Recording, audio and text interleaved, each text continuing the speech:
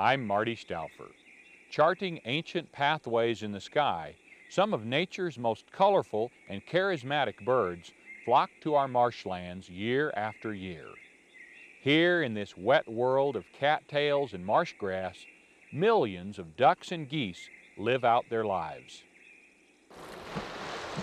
In springtime, as males battle for mates and the chance to breed, the females settle into nesting and rearing their young. Predators, too, haunt these rich wetlands, preying on young, sick, and careless birds. Only the smartest and strongest will survive. Witness the inspiring spectacle of our ducks and geese as we take flight with wings over the marsh.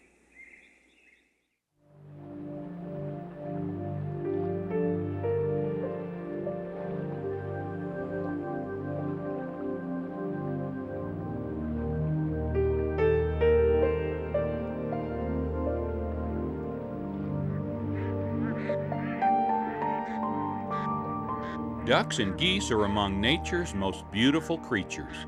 In flight, streamlined and elegant, they are poetry in motion.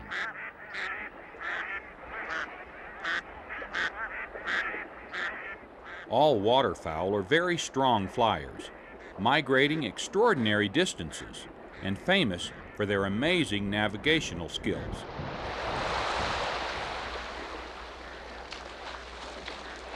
When waterfowl migrate south in autumn and north in spring, they follow ancient corridors in the sky called flyways. In North America, there are 4 main flight paths: the Pacific,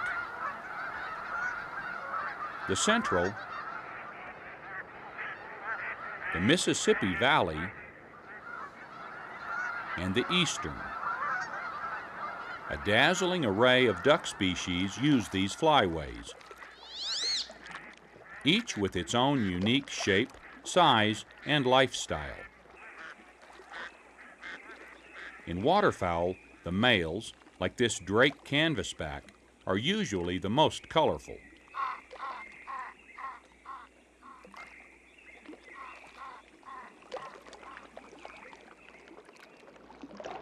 Different duck species have different feeding behaviors. Some feed near the surface, others deep underwater. Deep water feeders, called divers, feed on water plants and invertebrates in the mud below. Shallow water feeders, known as dabblers, sift and siphon. They strain out small plants and animals. Diving duck drakes typically have red or black heads and bright yellow eyes, like this ring-necked duck.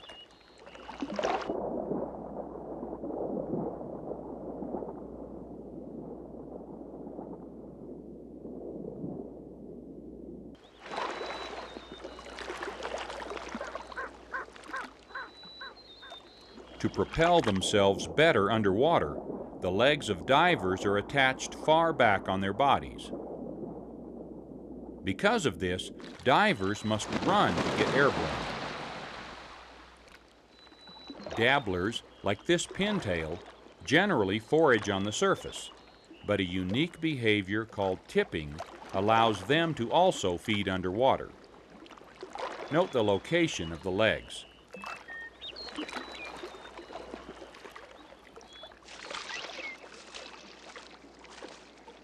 All dabblers, like these cinnamon teal, have stout legs positioned more to the center of their bodies.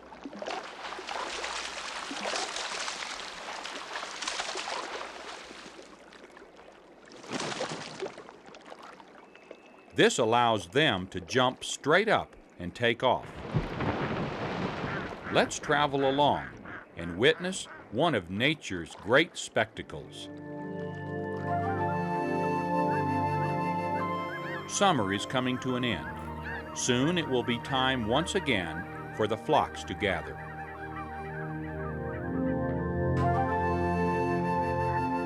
There's a chill in the air as a north wind pushes them southward. Ducks, geese, and swans, more than 50 species in all, are on the move.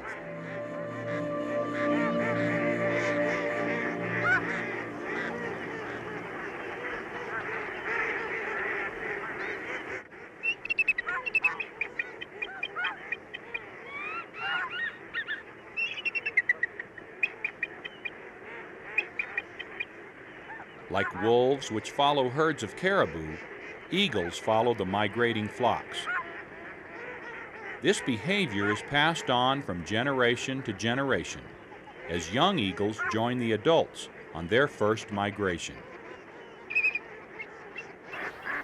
As the grand passage begins each autumn, waterfowl by the thousands gather at staging wetlands. Here they are hunted by the hungry bald eagles.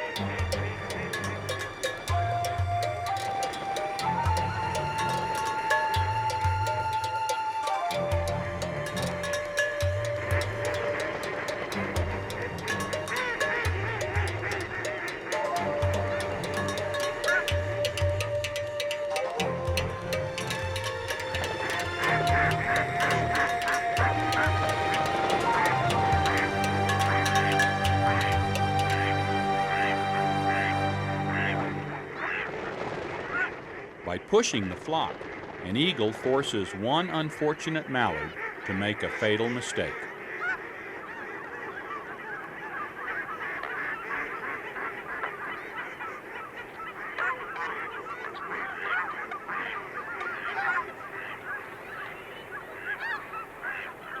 The other ducks soon settle down.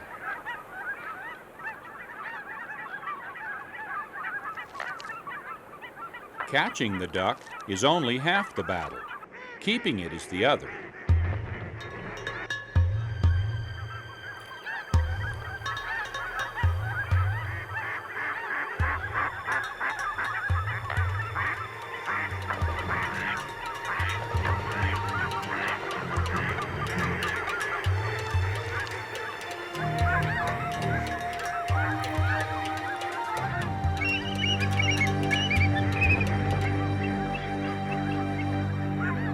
Eagles are opportunistic and will steal from each other rather than go out and catch their own prey. They do not hunt in cooperative packs like wolves. This young hunter manages to hold on to its prize.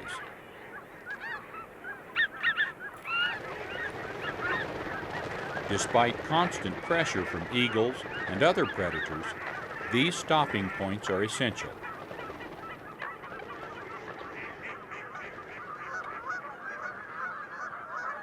The birds will stay until ice covers all the open water.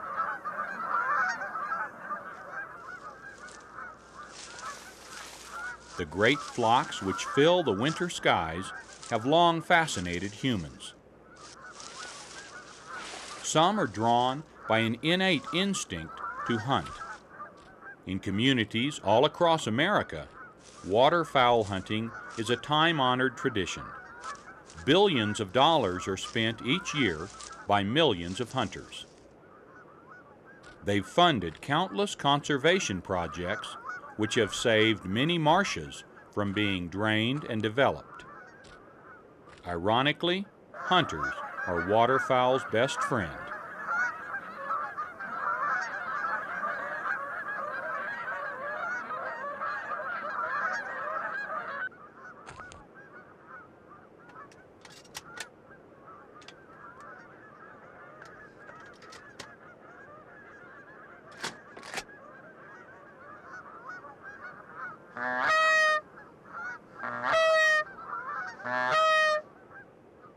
Most hunters exhibit no less skill than the bald eagle in pursuit of this quarry.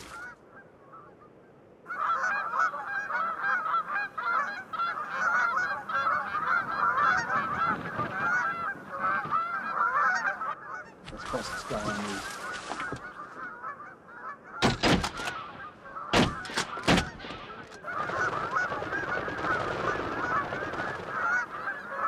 Hunting seasons and harvest limits ensure that a balance is maintained in our wetlands.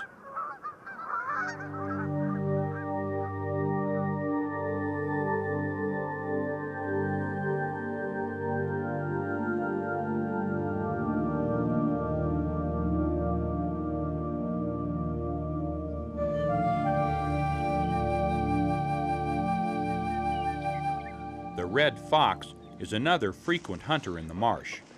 It usually goes after small rodents, but if the right opportunity presents itself, the fox will eat anything it can catch.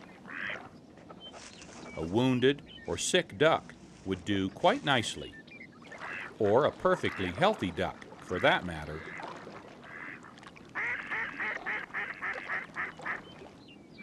The fox waits for the birds to come closer. But the ducks seem to have the upper hand, or do they?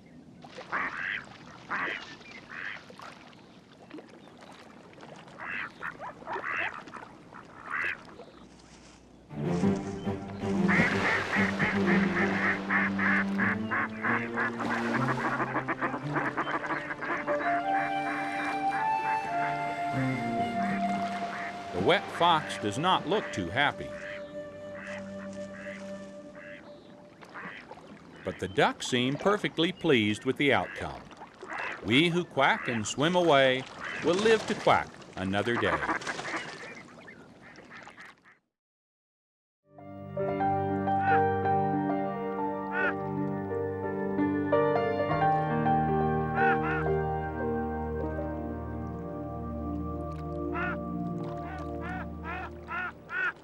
The courtship displays of newly returned migrating flocks marks the beginning of spring and mating season.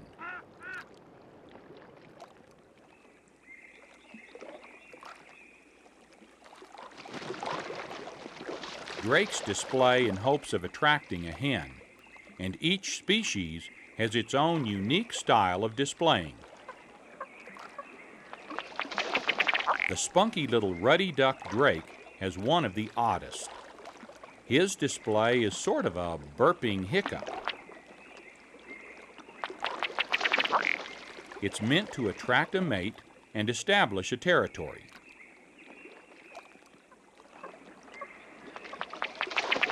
But it also attracts rival males, hoping to stake their claim.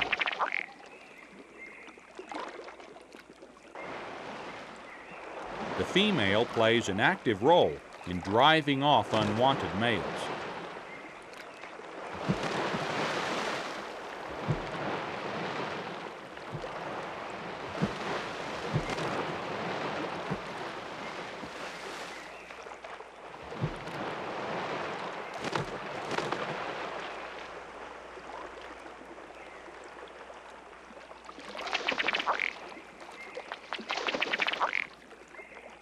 Skirmishes often escalate.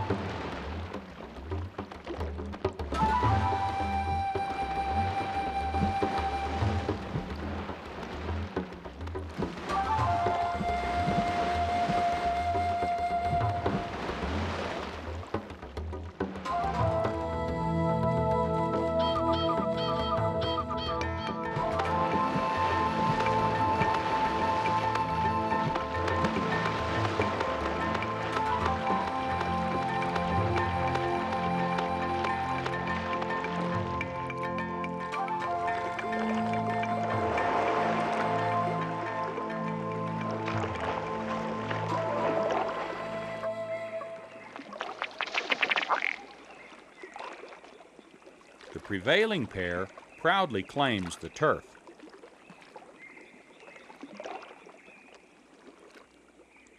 The intruder gives one final call and retreats to a different part of the pond.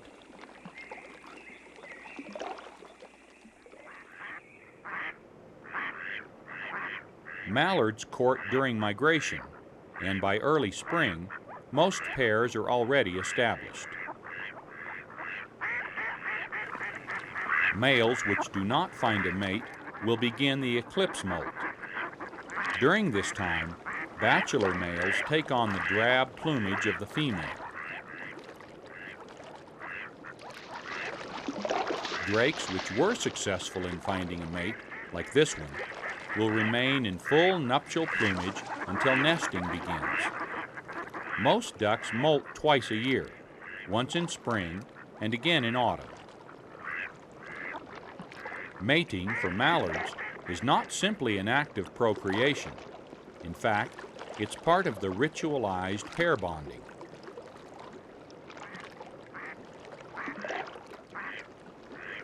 A drake pintail keeps his distance. This up-down, head-nodding gesture is a mutual agreement of sorts. It signifies the pair's commitment to mate.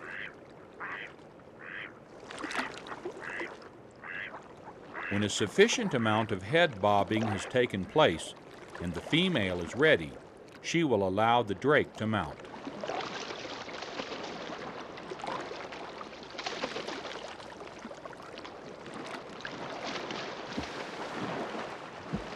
After copulation, the drake does a victory swim, while the hen performs a ceremonial bath.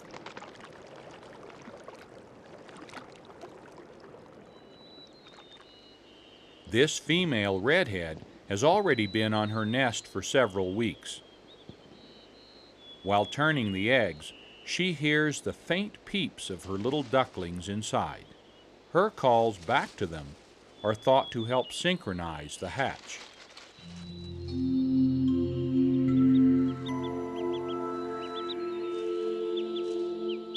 During a month or so of incubation, the hen was able to keep her nest a secret. Now that the young have hatched, they could draw unwanted attention. Once they've dried off, mother will lead them to the safety of the water. Unlike other birds, ducks use the nest only for incubation. A mink would love to lunch on ducklings. In the water, there are fewer dangers, and the ducklings can now begin to forage. An inexperienced mallard hen has laid her eggs in an unprotected, exposed area. Mink specialize in a semi-aquatic lifestyle and live in close proximity to ducks. All ducks must learn to hide their nests from the mink which hunt the water's edge.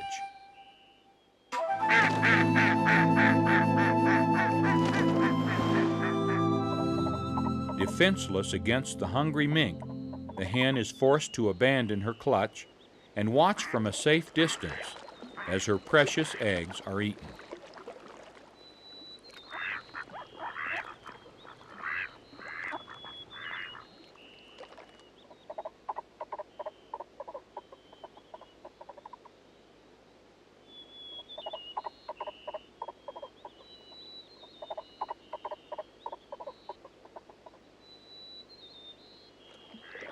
Still, the hen will live to mate again and will soon lay a second clutch of eggs, hopefully in a better location. Unlike most birds, ducklings hatch with their eyes open, covered in downy feathers, and almost completely independent. A mother duck does little to care for her brood after they've hatched. A yellow-headed blackbird, however, will spend her entire day, day after day, hunting insects to feed her young. Another new brood heads for the water. This wacky straggler has an eggshell helmet. Won't be needing that.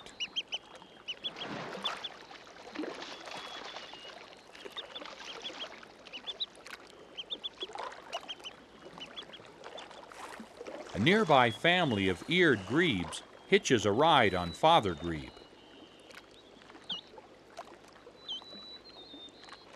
Because ducklings are so self-sufficient, ducks are able to raise more young than other species of birds.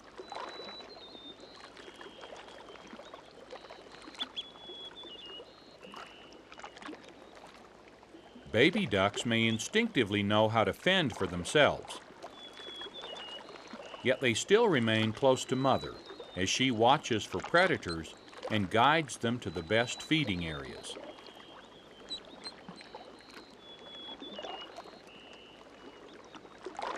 They peck away at every little thing that intrigues them. Freshwater invertebrates make up the majority of their diet.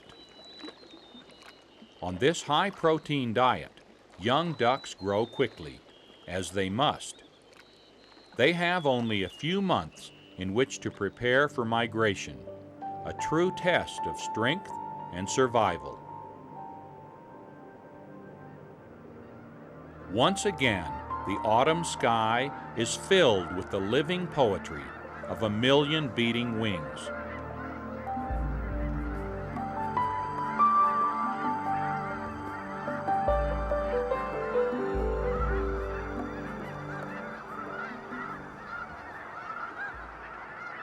Snow geese are some of the first to move south. Winter comes early in the Arctic where they nest.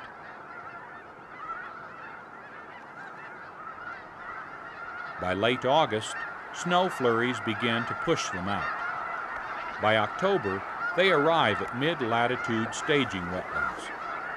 Here, thousands of birds stop to rest and feed. These staging marshes are of crucial importance, a last-chance gas station with 800 miles more to go. Many marshes along the ancient flyways have been drained and are now useless to the flocks. This has caused overcrowding in some of the remaining wetlands. Yet, the journey continues.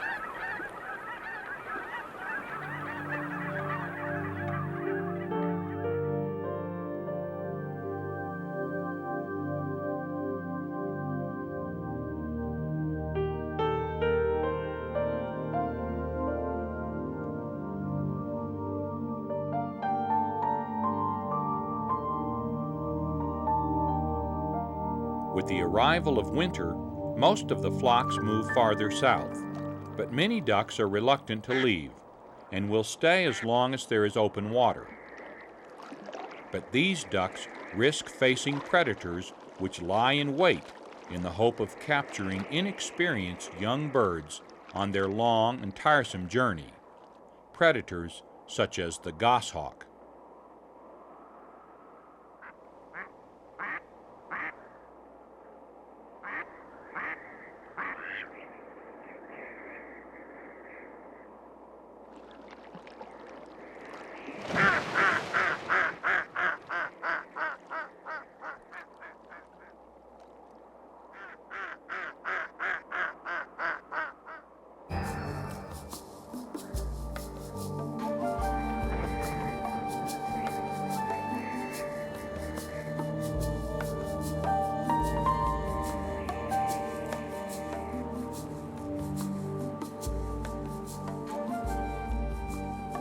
mallards still have water on their side, and though this strategy did not work with the eagles, the goshawk cannot risk getting waterlogged in the dead of winter.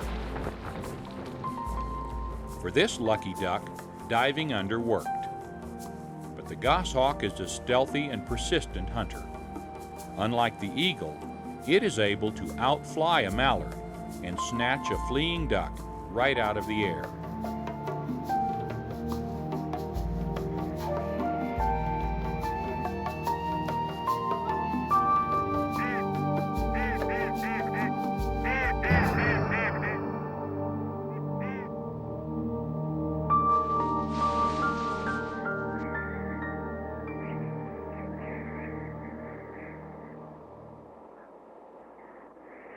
The laws of nature work to benefit all species in the wild. The duck that is captured is inferior in some small way, and now these inferior genes will not be passed on to the future. And the duck which escaped will also pass on its successful traits. In this way, the cycle of life continues.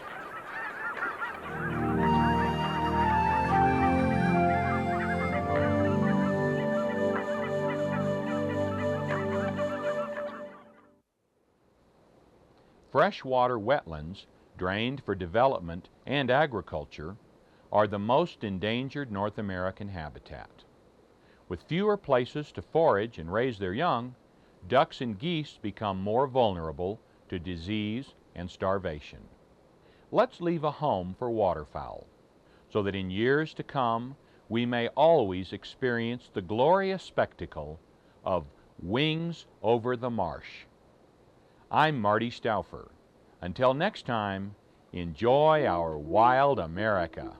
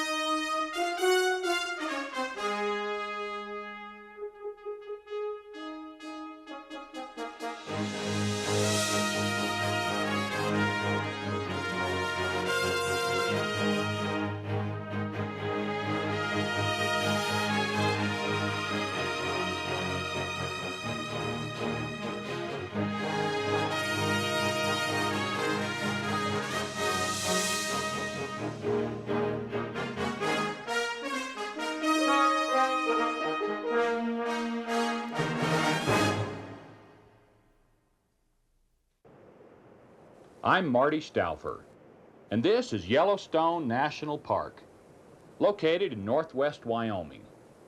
The park's waters vary from near boiling to near freezing, and they support every manner of life, from algae to eagles, from bacteria to bears.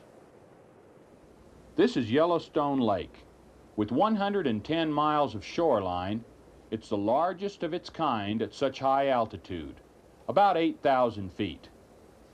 Its deep water is clear and cold, even in summer. My diving crew and I are getting ready to explore this underwater wilderness, a world never seen by the park's 2 million annual visitors. We'll be looking into the life of a creature that is the cornerstone of this entire aquatic ecosystem, the cutthroat trout. It's as intriguing as it is lovely, and its story is more amazing than I ever expected. Our exploration will begin at the southern end of the lake, in the thoroughfare country, the wildest wilderness left outside of Alaska. Join us as we search for the essence of this wild and beautiful place, the brilliant cutthroat.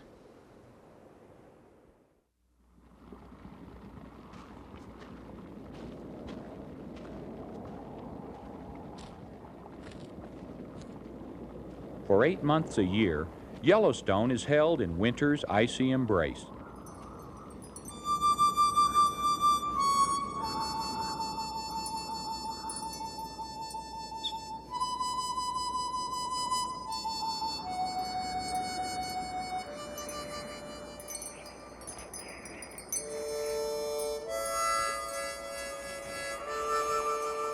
The total number of visitors for the entire month of January is less than the number that come here during one day in July.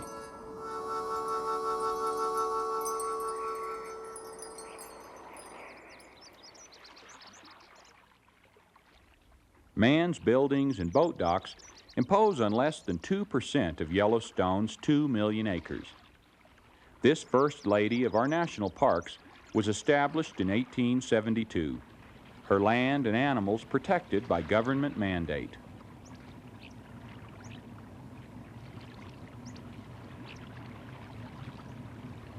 In her huge lake, there lives the world's largest inland population of cutthroat trout, and they're the reason that we're here.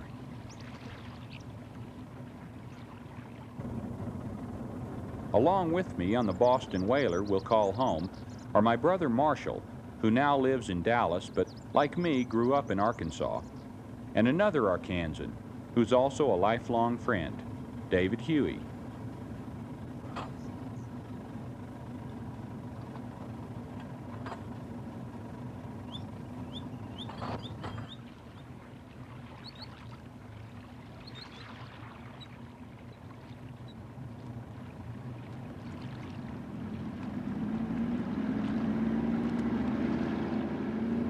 One of our 47 national parks, Yellowstone is nestled in the mountains of northwestern Wyoming. Near its center lies Yellowstone Lake, and on the northern shore of the lake, our base, Bridge Bay Marina. We head out of the marina toward the southeast arm and the thoroughfare country beyond. The lake is not only large, it's ancient. Some 600,000 years ago, a volcanic explosion formed portions of the lake basin. Later volcanoes alternated with ice ages to sculpt the landscape that we love so much today. Man the hunter arrived on the scene some 5,000 years ago. Yeah, that looks like a good place. Yeah, I'll go show Marshall. Right here.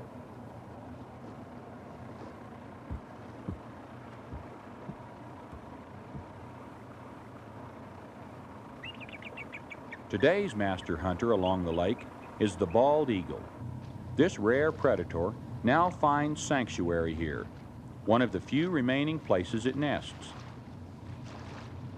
Nesting populations, although never large, have remained stable over the past few years. Just to catch even a brief glimpse of a bald eagle, our national bird, fills me with wonder and pride. I'm barely prepared for what's about to happen as Marshall, David, and I discover that we're not alone in our quest for the cutthroat trout.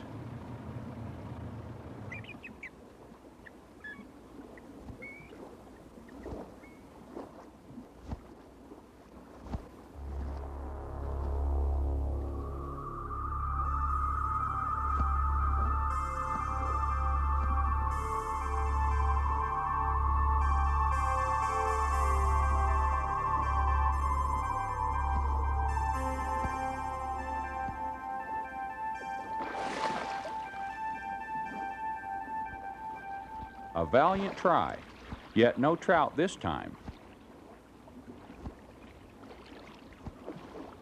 In other parts of the country, the eagle's diet may run as high as 95% fish. Here it's only 25%, and of that, only half is cutthroat. It goes in for another try.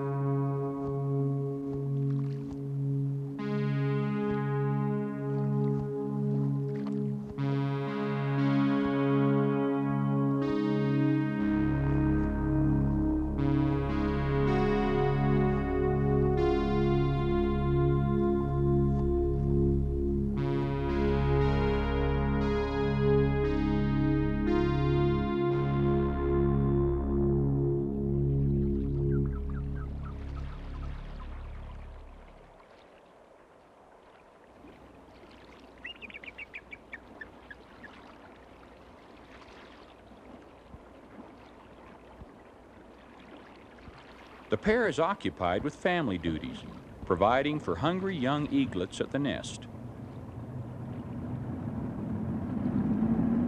We move on. We also want to film the other wildlife that feed on cutthroat and look more closely into the web of life that begins in these rich waters.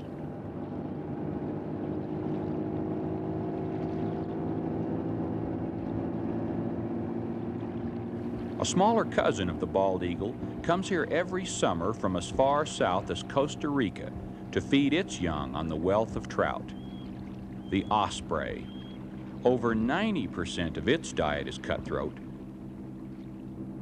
It specializes in catching the smaller fish. The major predator of adult cutthroat and a most unlikely looking title holder is the white pelican.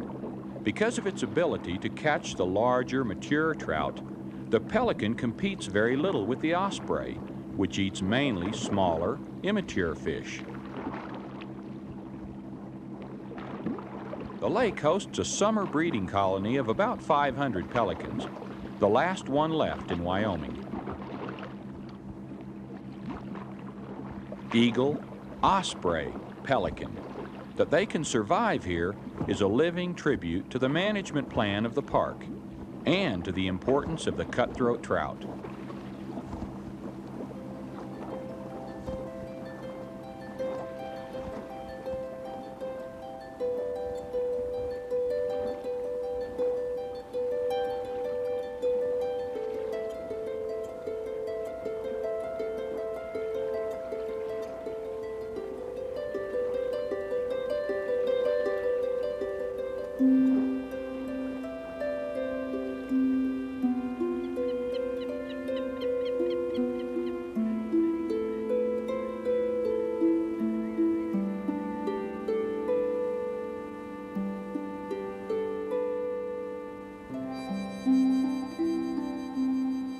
As the pelicans return to their nests on the Molly Islands for the night, we find a campsite on shore in Wolf Bay.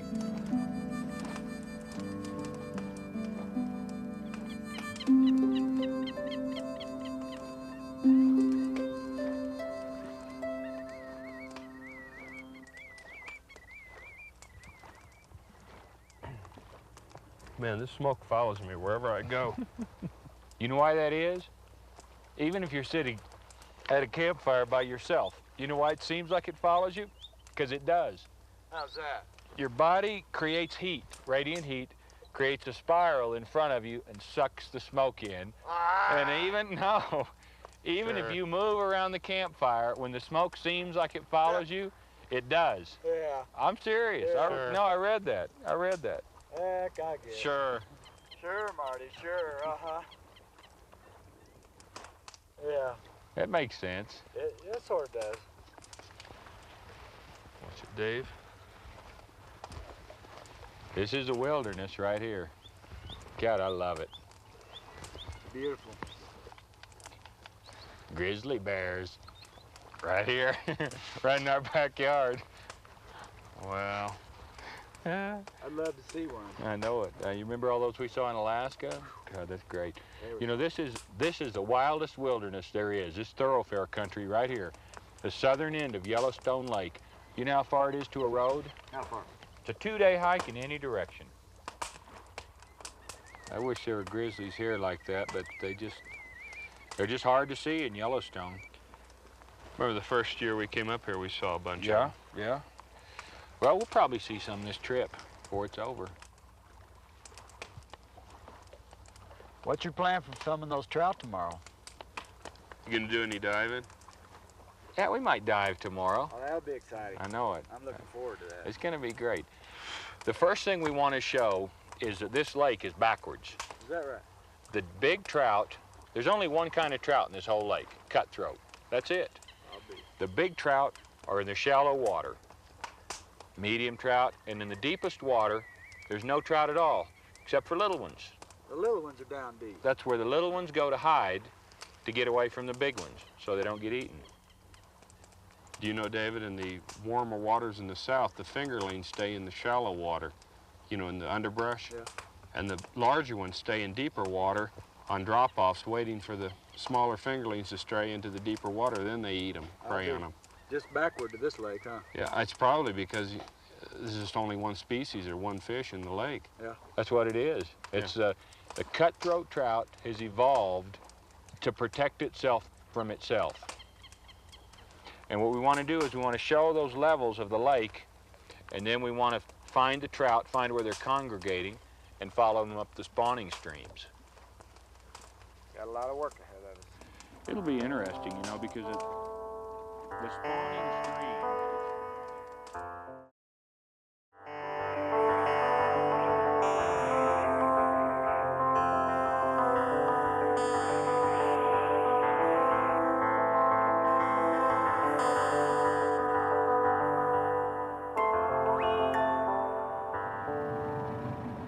The next morning we head farther south. We'll be diving at the limit of where motorized traffic is allowed. The no motor rule protects the pelicans and other wildlife from undue human disturbance. Everybody ready?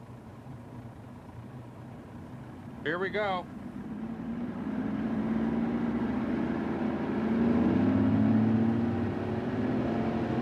Our destination is Plover Point. Deep in the heart of wilderness, it's the perfect place to begin our search for cutthroat. Yellowstone Lake plunges down to 320 feet and averages about 130. Plover Point is surrounded by several miles of relatively shallow water, only about 40 feet. Adult trout are rarely found deeper than that, and all trout stay within the top 50 feet of the lake.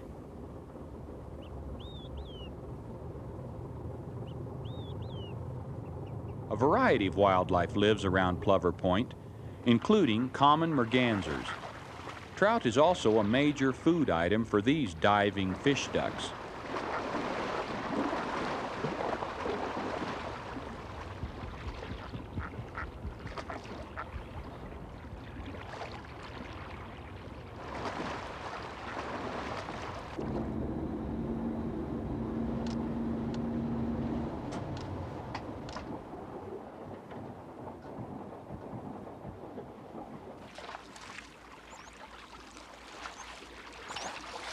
This is clear.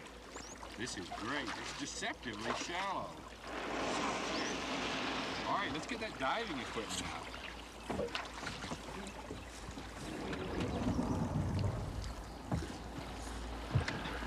All right, let me see that dry suit. That's first. Okay, you guys get that raft in the water.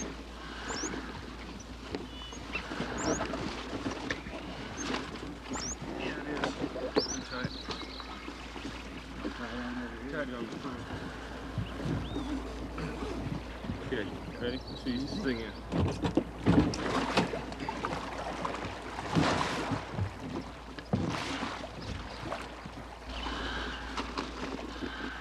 I hope this water's not as cold as they say it is. Me too.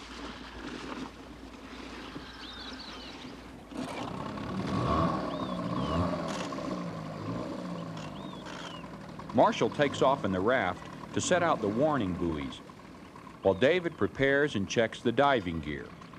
The pressure change because of high altitude and the frigid temperature of the lake water require extra precautions.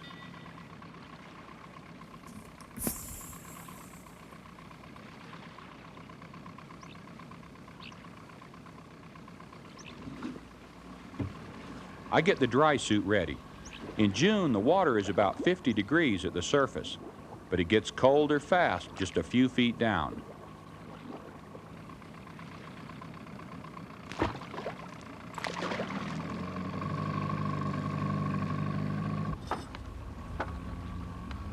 Hypothermia is possible even in summer, thus the dry suit, which retains body heat better than a wetsuit. All right, zip me up. Warm, yes. Claustrophobic, well, maybe. I hope that feeling won't hit me underwater, but my snug dry suit and face mask and all the dangling gear are telling me otherwise. The diving buoys Marshall is setting out are another precaution. They'll warn passing power boats to steer clear.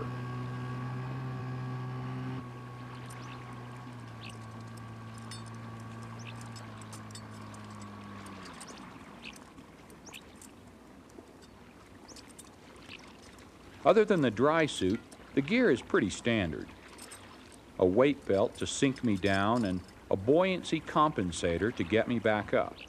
Those, along with the tank, add up to more than 100 pounds.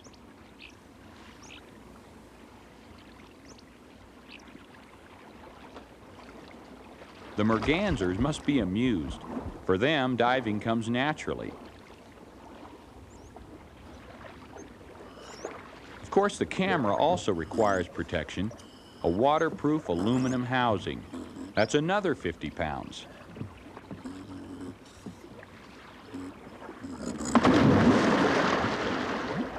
At last.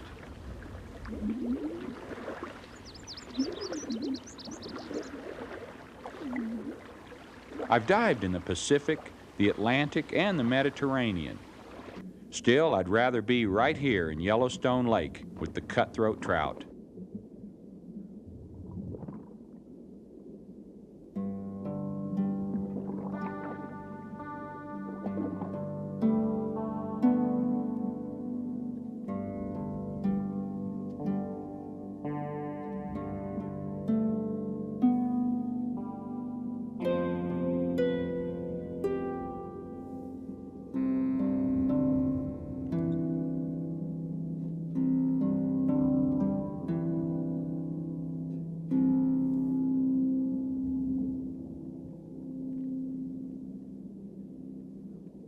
This cold mountain lake is barren by sea level standards. It lacks any large crustaceans like crayfish, but it abounds in smaller members of that same family.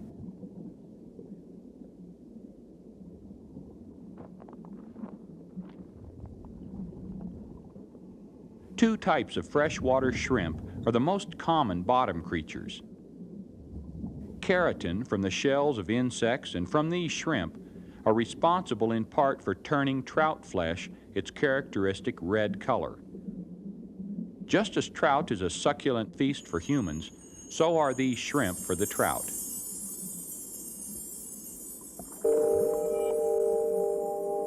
Discounting man, the cutthroat is top predator in this food web.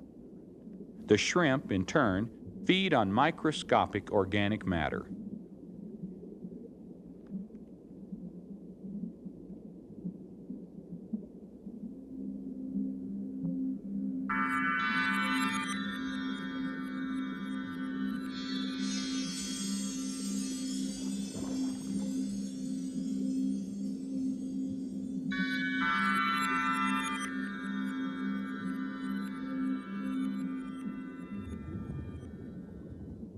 Low nutrient concentrations and cold temperatures limit the life forms in the lake.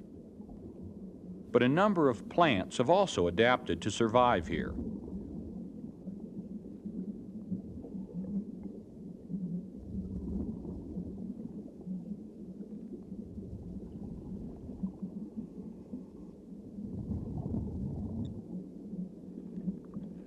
Obsidian sand, boulders, rubble, fine clay, and silt mixed with organic matter make up the bottom. I search for other signs of life and find a freshwater leech. This parasite attaches itself to the trout only for an occasional meal, and so poses little threat. But leech and trout share one distinction: both are native wildlife.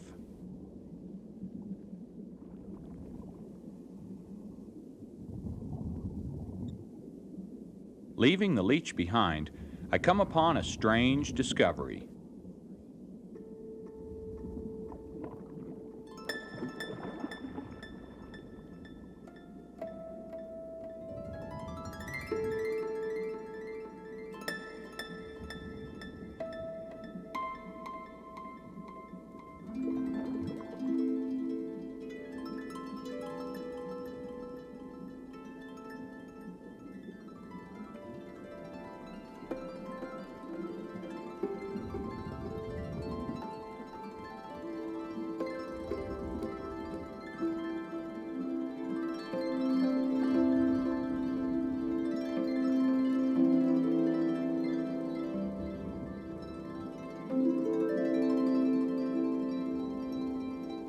In this lake with limited plant life, the balls, as we call them, are fascinating. Some are attached, some not. Some are hollow, others solid like grapes. We later found out that they are nostoc, a blue-green algae which grows only in pristine waters. Each ball is a complete colony of tiny single-celled organisms.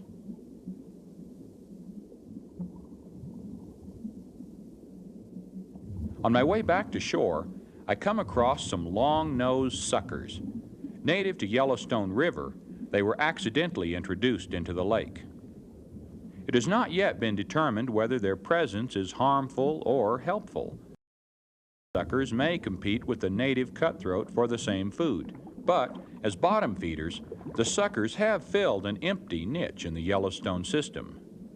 The smaller red-side shiners were also introduced into the lake from other park waters. Though they have established a firm hold here, their influence on the trout is also not entirely understood.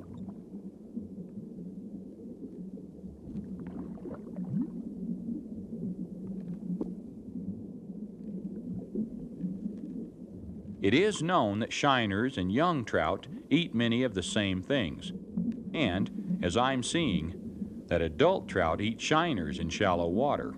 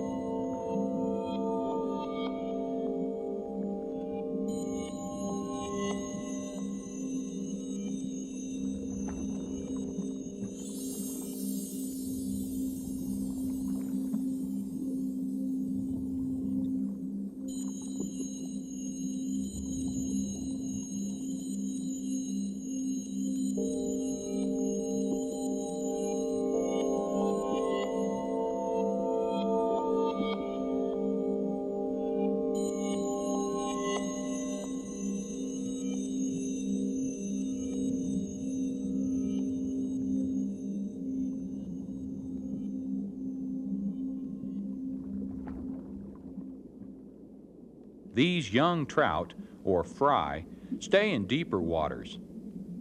They find food and safety here, far away from the reach of the hungry adult trout, which stay in shallower waters.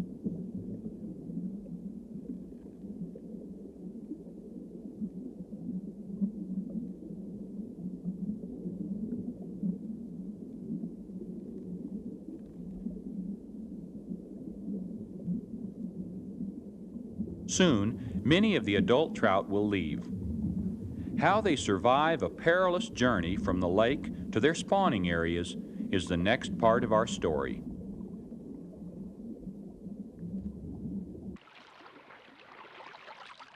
We'll dive in the raging rapids of Yellowstone River as we continue the amazing story of the cutthroat. I'm Marty Stauffer. Until next time, enjoy our wild America.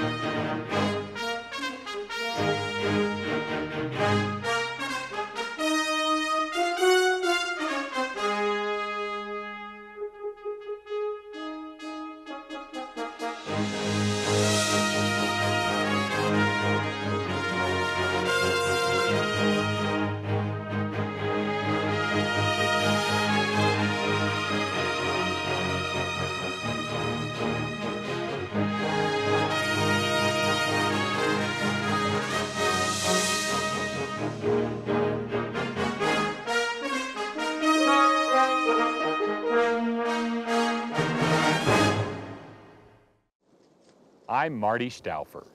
Some of our most distinctive birds are found in the family of quail. In their delightful calls, their elegant coloration, and their value to man, everything about them is attractive. The Bob White is the most numerous and most widely distributed. And since it's the only quail found in the eastern half of our country, many think of it as the only one we have. But 5 other unique species live in scattered areas of the west and southwest. The members of this family reach the highest level of avian beauty, for few other birds are pretty as a quail.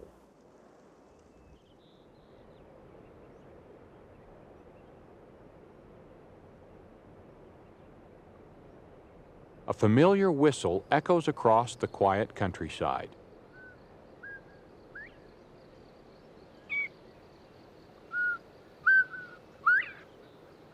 The characteristic calling of one of America's best-loved birds.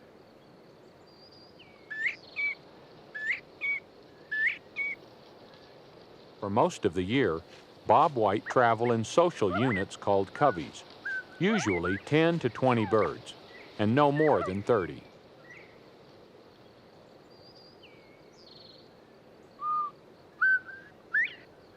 The male Bob White calls for a mate, then listens hopefully for the sweet reply of the buff-colored hen.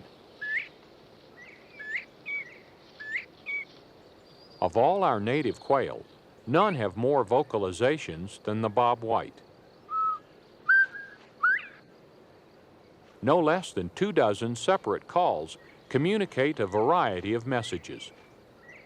Continuous communication holds the group together as the birds forage or take an occasional dust bath.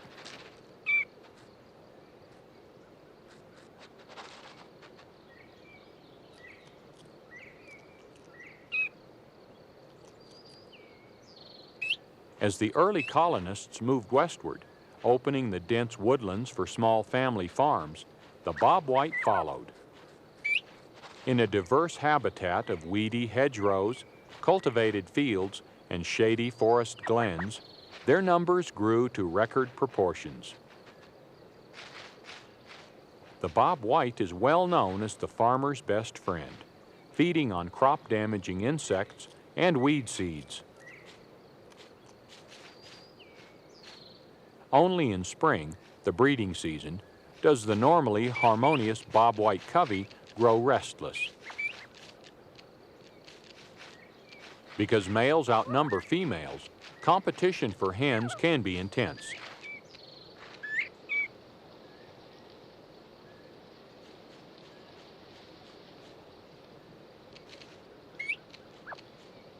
Although duels to the death are not unheard of, most clashes are brief and bloodless.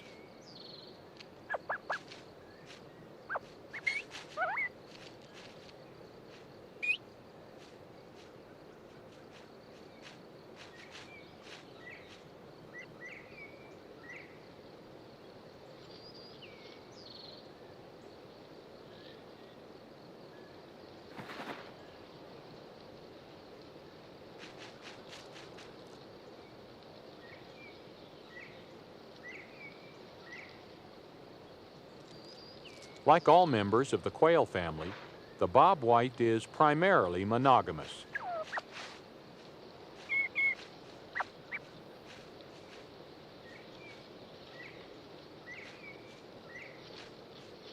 Once mated, the male and female Bob White are inseparable.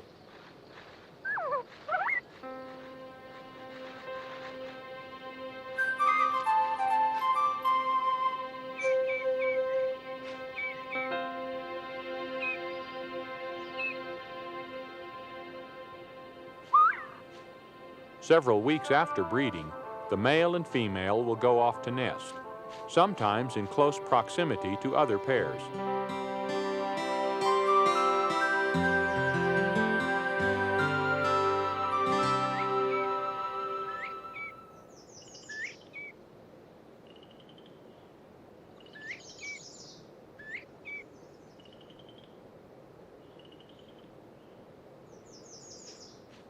The covey is essential to the survival of the ground-roosting Bob White. In the evening, the group crowds together in a tight circle. Like the spokes of a wheel, their heads radiate outward. Each bird in the roosting ring lifts its wings slightly to form an unbroken circle. This allows for the transfer of body heat. With all eyes facing outward, the Bob White covey has a 360-degree view of approaching danger.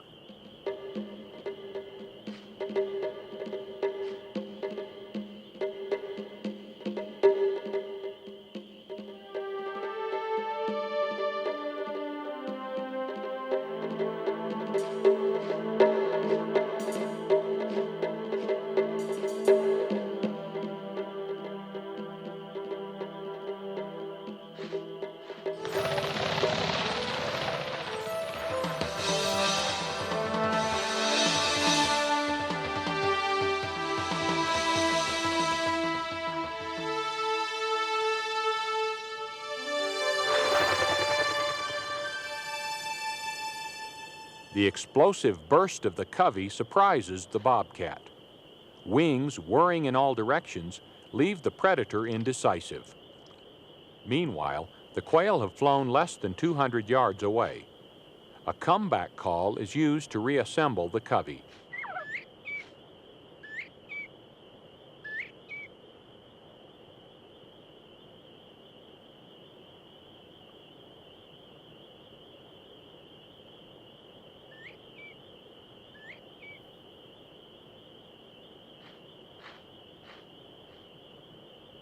They huddle again in their defensive formation.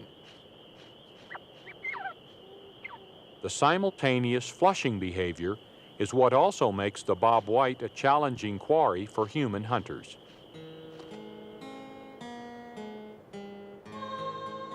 North America is home to 6 species of quail, the only members of the pheasant family native to the Western Hemisphere. The Bob White, standing about 10 inches tall, is best known.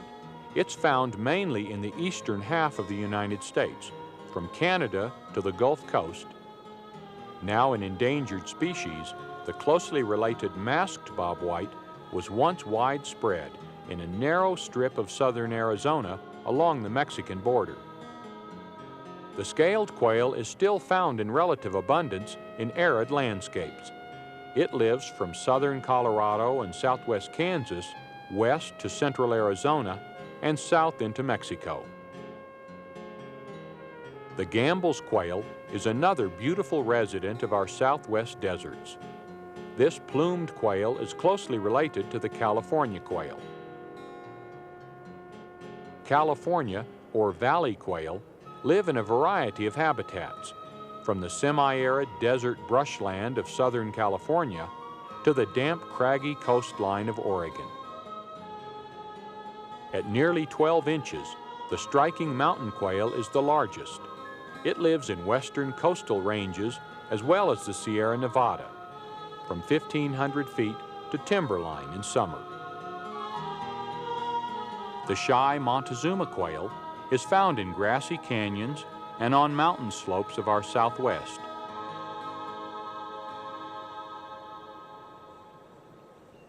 The chunky Montezuma, or harlequin quail as it's sometimes called, is the smallest of the quail family, at only 8 inches tall.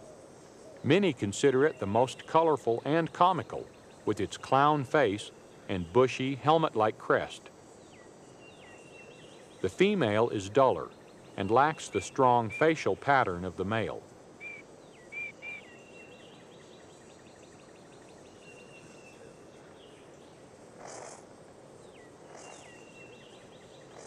This quail has large, heavily clawed feet for unearthing bulbs and roots. In summer, insects, like beetles and caterpillars, are the mainstay of its diet. The range of the Montezuma once overlapped that of the masked Bob White.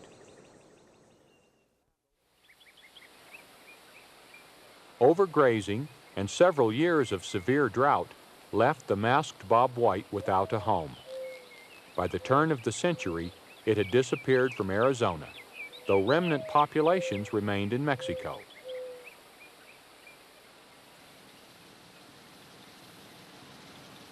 In 1967, the masked Bob White was officially listed as endangered. Since that time, wildlife professionals have worked to secure a safe haven for the birds and have tried some unusual and creative techniques for reintroduction.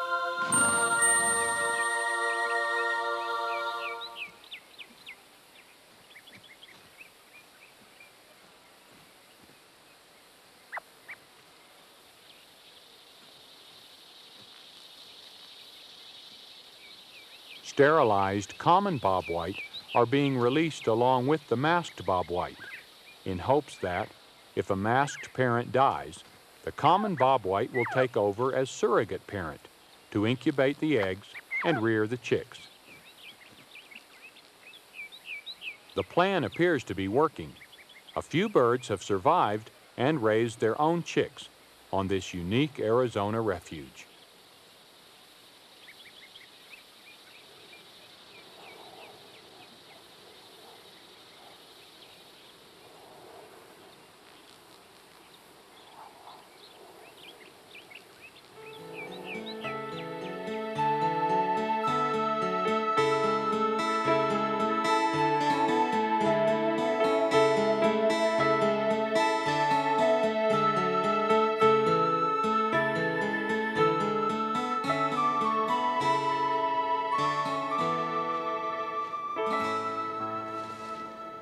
In the tall grass of a country meadow, a Bob White cock has constructed a shallow nest and lined it with grass.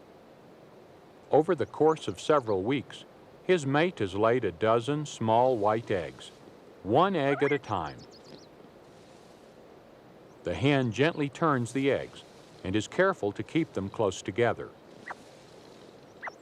A few days before hatching, an unborn chick makes a tiny pinhole opening in its egg and begins breathing with its lungs. It also starts making a nearly inaudible clicking noise, as many as 80 to 150 clicks per minute. It's theorized that chicks within eggs that are close together can hear each other's clicks, and this stimulates them to break into the world at almost the same moment, a phenomenon called synchronized hatching.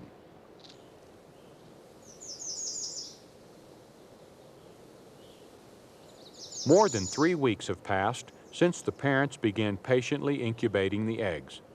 Then, within hours, the chicks all hatch.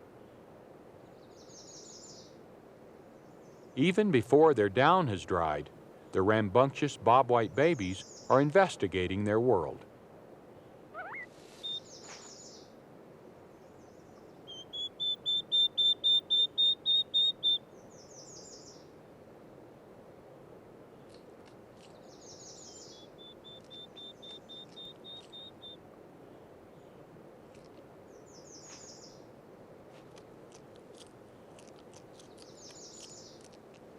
Quail mature as fast as any bird in the world. They begin foraging almost immediately. Sometimes a chick's eyes are too big for its stomach. They have no time to lose because the life of a Bob White is fleeting. just 8 months on average. Only 20% live to see their second summer.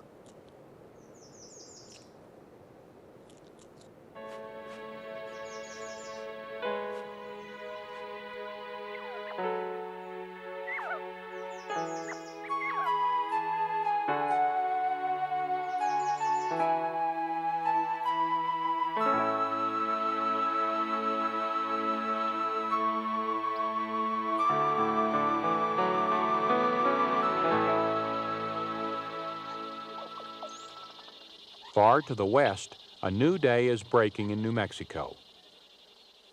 The cheerful call of the Gambel's quail floats across an arid landscape.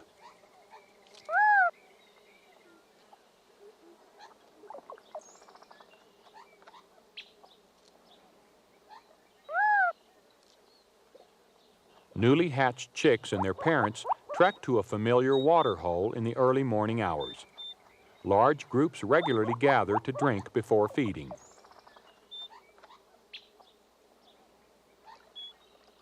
Gambel's quail live year-round in tangled brush along creeks and ravines, thick and thorny places where they feed on weed seeds, berries, and the fruit of the cholla, prickly pear, and barrel cacti.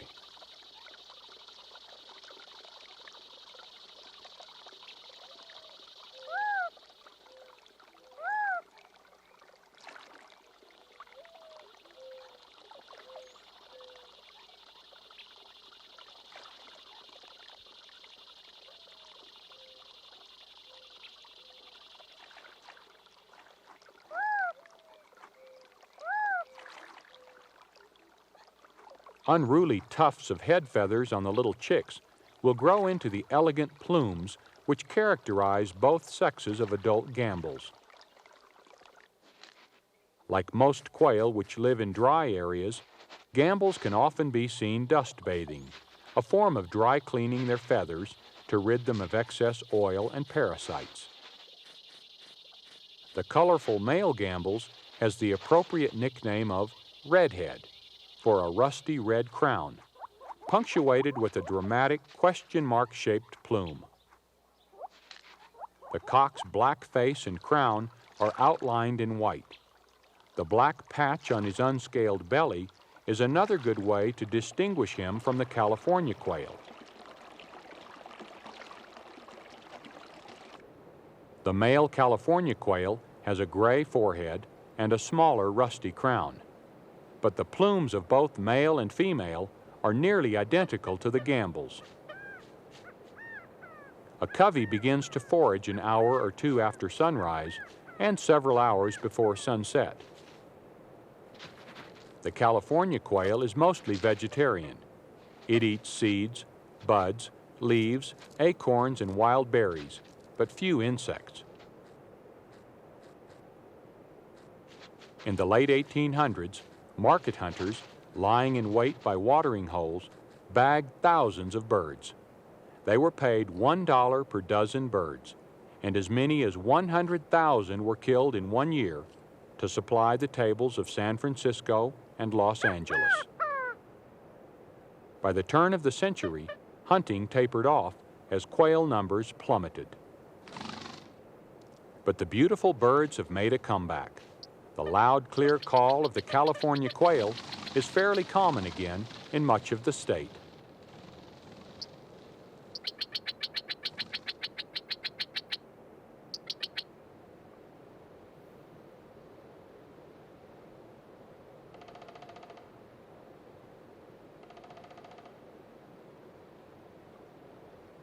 Among ponderosa pine in the high country of the Sierras, a covey of mountain quail has begun to forage.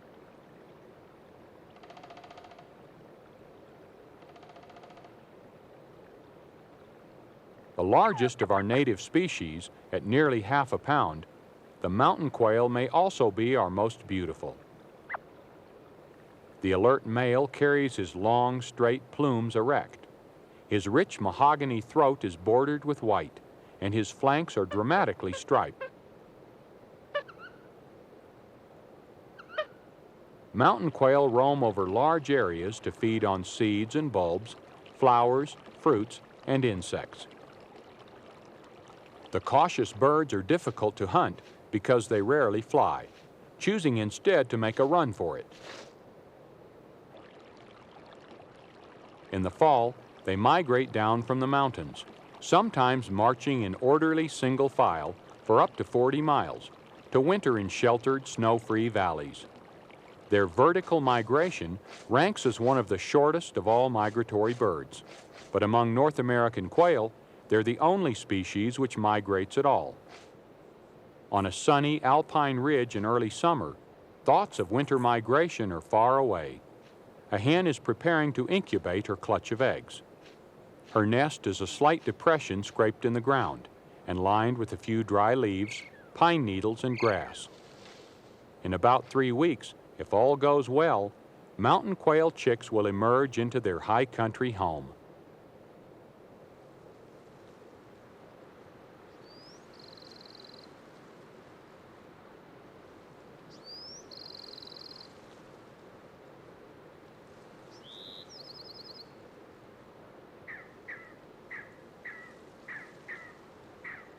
To the east of the Rocky Mountains, the scaled quail is scratching out an existence on the plains of southeastern Colorado.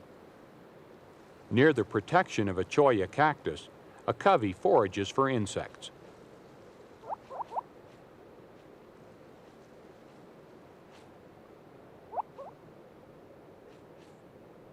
The semi-arid range of the scaled quail can be as dry and inhospitable as any quail habitat in the country. But it seems to suit the swift and wily blue racers, as they're sometimes called.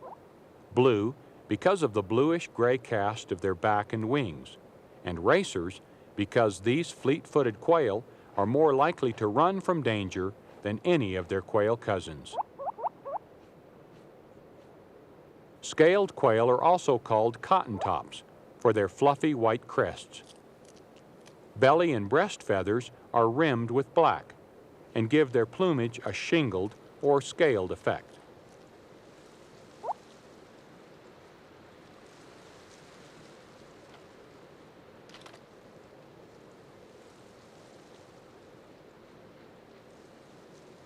Predators abound in the scrubby arroyos and ravines of scaled quail country.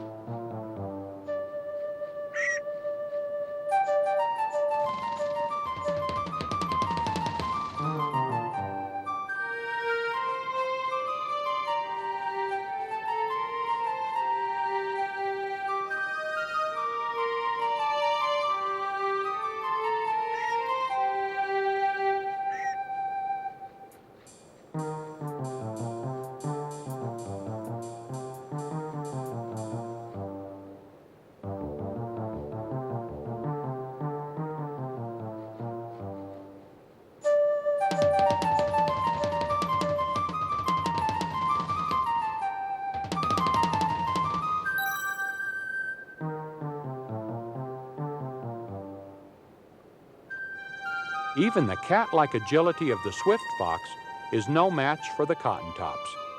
Elusive members of our elegant family, of American quail.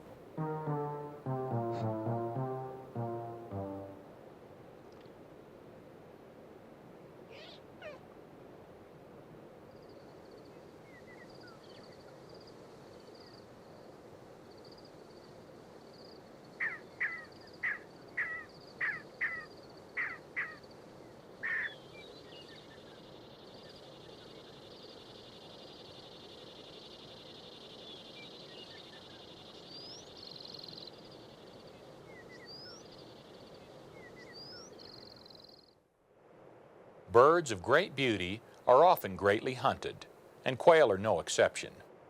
Fortunately, these cheerful creatures are prolific and have been aided by the clearing of land for agriculture. In return, quail benefit farmers by eating weed seeds and insects, so they're as helpful as they are handsome. All birds fascinate me, but I can think of few that are pretty as a quail. I'm Marty Stauffer. Until next time, enjoy our wild America.